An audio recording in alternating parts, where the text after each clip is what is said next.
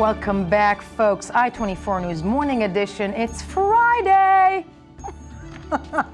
Yeah, I know. Wow. Sure. How excited am I? Okay, it is Friday, December 12th, 2014. This is still the Morning Edition. I am still Tel Aviv. Did I mention it was Friday? Thank you for staying with us. Now for something completely different. An urban oasis in the heart of Tel Aviv. It is no secret that Tel Aviv has not only great beaches, but also the world's biggest number of historic Bauhaus buildings. Brand new boutique hotel, the Norman Tel Aviv, brings two 1920s buildings back to life with modern elegance and, yes, luxury. I'm quoting Tony Grant. A beach hotel, it's not. But as Tony Grant figured out, it is so much more. With us in I know. How excited am I? With us in studio is also Daniel Sheck. You know him as the former Israel ambassador to France by day, but by night he is Time Out magazine's food critic. Correct. That's my twin brother. That's your twin brother. It's not you. Exactly. I'm scaring everybody in studio.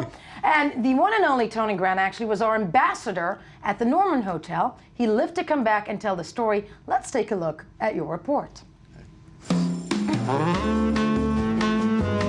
Tel Aviv, the center of Israeli commerce and Mediterranean capital of cool. City of 24-hour nightlife, cafes, beaches, and a famously relaxed vibe.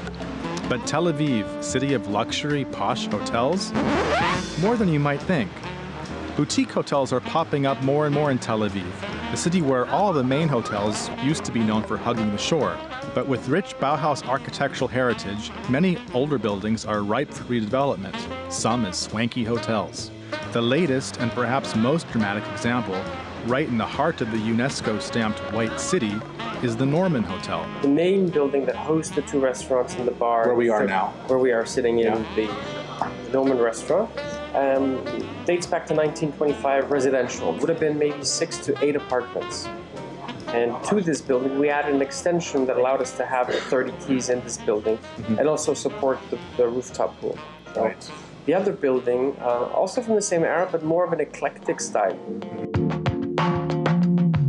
Urban and urbane, this is a different Tel Aviv experience beyond the beach that puts more of the actual city within reach. Right next to us, within walking distance, we're at Rothschild Boulevard, but then we have access to galleries and restaurants, museums, theaters. Within 10-minute walking radius, there's still so much to do that people probably don't know exists. So it's really not that far away from the beach itself, but it is a different experience and it happens to be an urban experience.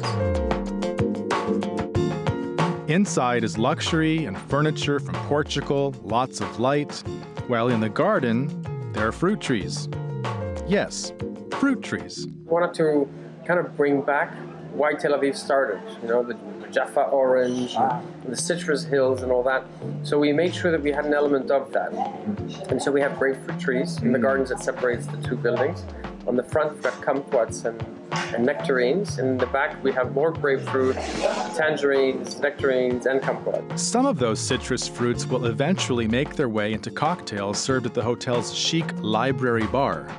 A good place to pause for a quiet moment of contemplation over an indulgent libation. Of course, when the sun's up, which is to say usually, you might want to sip that cocktail on the Norman's stunningly handsome roof deck. And by that, I do mean poolside. And if you get hungry for Japanese nibbles, what, you thought Tel Aviv was all falafel?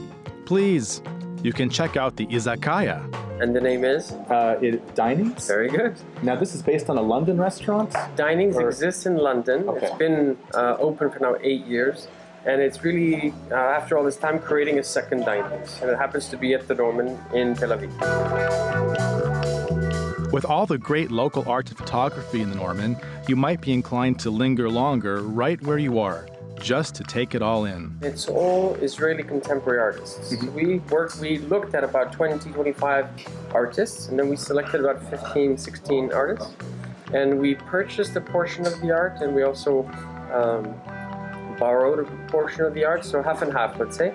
And so it sits everywhere. It's in the public areas, it's in the guest rooms, in the suites. And it was for us a way to express and support the art movement in Tel Aviv through the expression of it being a bit more modern, a bit more of what is really relevant to Tel Aviv art. And the Norman is the place you'll definitely want to be if you want to pamper yourself in style in Tel Aviv. This may be a city of sun and sundry sins at heart, but even die-hard beachgoers need to go to sleep sometime. When your requirements call for first class and unforgettable, the Norman just may be the savvy traveler's new address. Yes, joined in the studio by Daniel Sheck and Tony Grant. I'm going to start with Tony, who brought us this fabulous report. Yes. And I want to thank Lauren Tolila, of course, for her Yes, beautiful please. photography. Beautifully shot Yes. by Laurent Tulila of I-24 News, very rightfully so. You go there, you shoot, right? You walk into this hotel. What's your first impression? Because you're, the connoisseur of the world.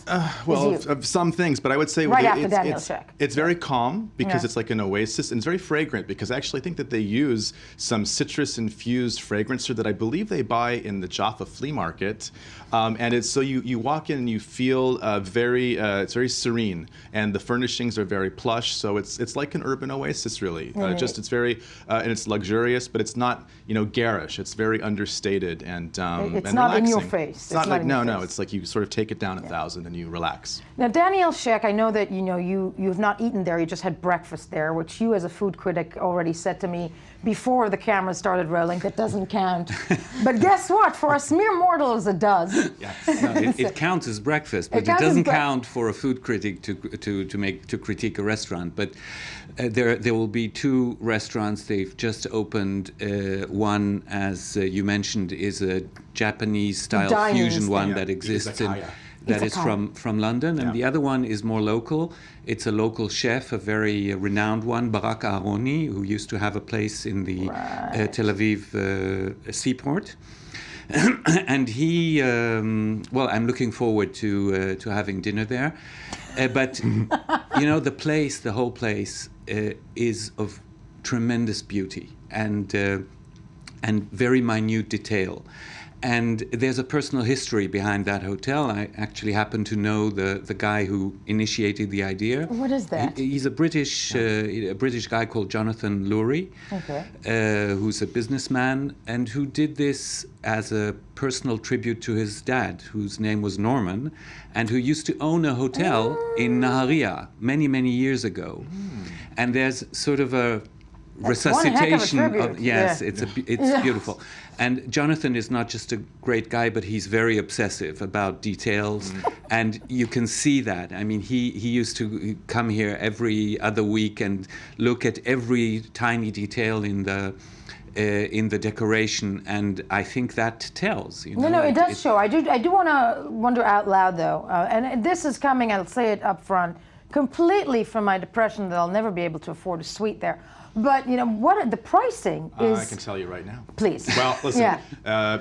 prices always fluctuate in the hospitality industry, but I think, you're looking at north of $400 for a night for your average guest. I mean, they're beautiful guest rooms, but so don't go looking for, $100 sort of. This is the upscale boutique. Yeah, small luxury hotels of the world group, I think, is part of their brand affiliation. So it's definitely the price points are high. I mean, it's a luxury But product. they have more suites than they have regular Yes, rooms. they have more suites than regular rooms, and I think that they are their clientele They're is not the gunning. tourist. It's Yeah. not the regular tourist who wants a beachside It's hotel not the beach anyway. tourist, no. But I think it's more for the business community. It's in the heart of the financial district Yeah. of Tel Aviv, near Rothschild. It's got tons of style, and I think it's going to be a great success, and I think it already is. There's sort of a buzz among high-end tourists There's a to big buzz. Israel and business visitors, and I think those are the people who go there. And, yeah. I actually welcome the idea of moving away from these high-rise hotels. We need them here in Tel Aviv, but it's really wonderful to see a number of boutique hotels with a lot Like of the Brown, style. like Yes, the yes. Montefiore. And this is sort of Montefiore. between the two because it's larger than an average boutique hotel. It does have a lot of Space, rooms yeah. and space and two restaurants, etc., etc. But it's still at a scale that allows them to give a very personal service. It reminds me of the Hotel Fouquet Barrière in Paris. Correct. You know, in the Champs-Élysées. Absolutely. You know, Absolutely. everyone loves that place. What, you haven't been there? Sarkozy. No, really? Sarkozy has cocktails Yes, there. but of course it reminds me of the Fouquet. What? That's where Sarkozy had cocktails at the Hotel Fouquet Barrière. I think this is the time to move. I'm sorry. Here, the Hebe of the Levantine Hebe. We're going to move on to the web review. And as I reminisce on my days in the what was that? The Fouquet. The Hotel Fouquet Barrière. Barrière. You know the Paris. restaurant Le Fouquet on course. Champs-Élysées Of in Tel Aviv? course. Yes. Well, right Right Right next to above it. that, or Yeah. next to it, actually. Next to it, is- yes. Falafel chick right here. This is the time to move to the spiral viral that is the web review. First time for you, Daniel Sheck. Okay. Locked in the studio. Watch this. Okay, Yes. well, you know, of course, there's a lot of internet buzz about the Golden Globes, the alleged North Korean hack of Sony studios, and insults about Angelina Jolie joking about Obama, but I want to talk about Jesus. And the reason is that Jesus came to me in a dream, and he said, Tony, there's Yes. only 12 shopping days till Christmas. And ain't Jesus right? He Yeah. is so right. Yeah. And as Praise the Lord, yeah. praise Jesus Yeah. in all of his infinite wisdom. And people have noticed online that around this time of year, if you're American and you're white, you get the Williams-Sonoma catalog. It just comes to you. And there's so many reasons to hate it. Yes, As they please, point let's out take a here, look. the 2014 Hater's Guide to the Williams-Sonoma catalog. Amen. Yes, you know, overpriced artisan peppermint bark. Hey, who needs Who that? needs it? Yes. Who wants it? I used to always say, I'm going to go spend money on stuff I don't need. Yes. Yes. I mean, okay. and this is 17% of Americans say they're like going to be boycotting Christmas shopping this year for reasons like that. Like Williams Sonoma. Yes, I know. yes, You it's don't like- look, it's it's ridiculous the stuff. IKEA of unnecessary, overpriced. Shall we stress again? For white people. Yeah. Yes. Only. No, I Yes. shouldn't say that. But anyway, speaking of art and commerce and gift ideas, if you've got $7.8 million, 7.9, you can buy a picture that someone just snapped up for a little bit less. Most expensive picture ever sold from Peter Lick, for the love of Australian God. guy. Yeah, isn't it amazing? Sells his work Phantom for world record 7.8 million. What is that? It's That's an Arizona's X-ray. Antelope Valley, and it's called Phantom, and he captured light coming through some sort of chasm, and it looks Right. like Jesus.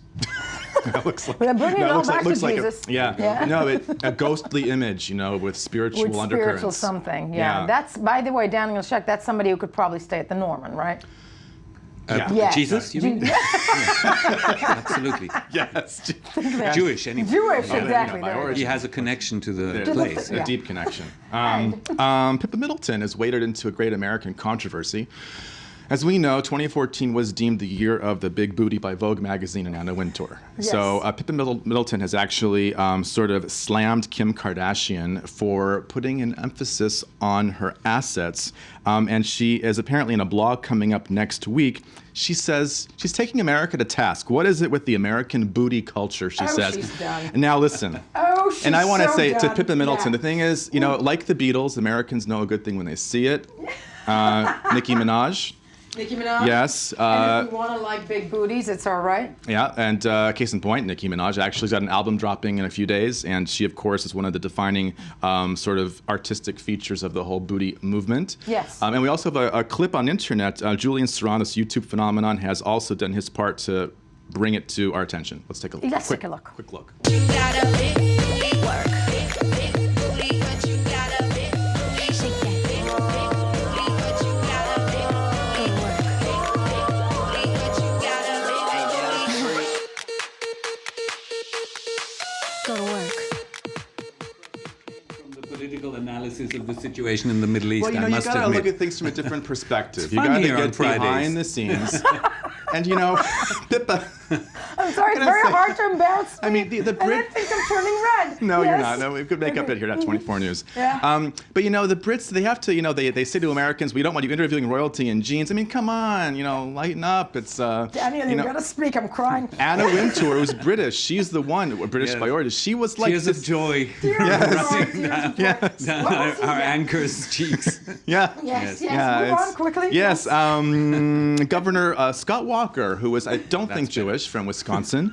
It has emerged that when he was the county executive of Milwaukee Courthouse, he wished someone, he said that he could display a menorah, he'd be happy to, and he wished his constituent a happy Molotov. I think he meant Mazel Tov. Yeah, that's like, he's so goy. Yeah. N'est-ce pas? Extraordinary. Yeah.